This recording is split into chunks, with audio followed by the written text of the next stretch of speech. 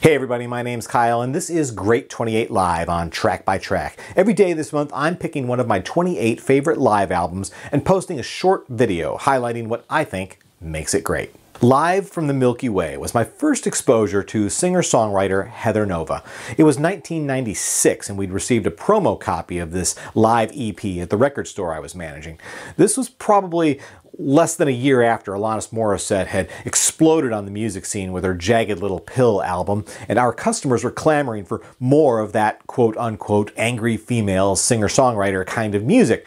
Now, I don't think that's quite the niche that Heather Nova was trying to fill necessarily, but the record company reps were certainly hyping her that way to us. As it turns out, Heather Nova definitely has an edge to her music, but she's not all edge. Listening to her live performance, I was really blown away by the emotional range in her lyrics and in her voice. Sure, she could draw upon her inner rage on a song like Sugar that absolutely could have been a lost track from Morissette's album. But where Alanis always struck me as a very aggressive singer, Heather Nova has a sense of grace about her. There's an angelic quality about her voice that comes across at once both haunting and raw. You can hear the depth of her emotions in the vocal delivery, sometimes breathy and other times almost snarling. In all cases, though, completely earnest. This is a live recording after all, and Heather Nova truly bears her soul for every second of its brief 30-minute runtime. 5 of the 6 tracks on the Milky Way setlist come from Nova's 1994 studio release, Oyster,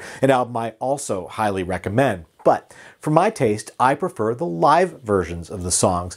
Maybe it's partly because it's where I heard them first, but I also think there's a greater sense of presence and intimacy in the concert recording. And while it makes complete sense that her record company would try to market her toward Alanis Morissette's fans, I actually think Heather Nova would appeal more strongly to fans of Mazzy Star or Tori Amos and Sarah McLachlan.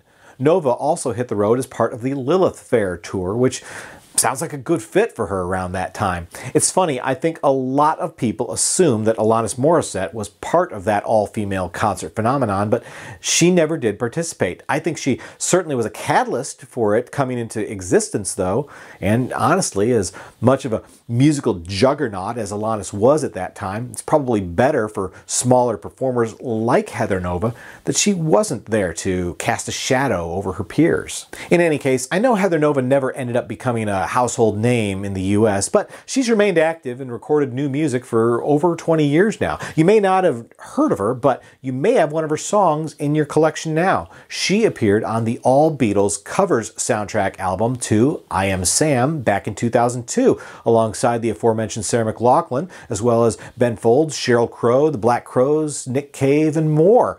If you're curious about her music, I'd encourage you to try to discover more by using the Live EP as your entry point. Among her many albums in my personal collection, this one remains my favorite. Live from the Milky Way by Heather Nova. Today's entry in the Great 28 Live. That's it for today's episode. As always, I'll try to include Amazon ordering links in the description below if you want to add any of the music I've featured to your collection. And before you go, please take a second to click subscribe so that you don't miss future episodes of Great 28 Live and more. Once again, my name's Kyle, and this has been Track by Track. Thanks for watching, and I'll see you next time.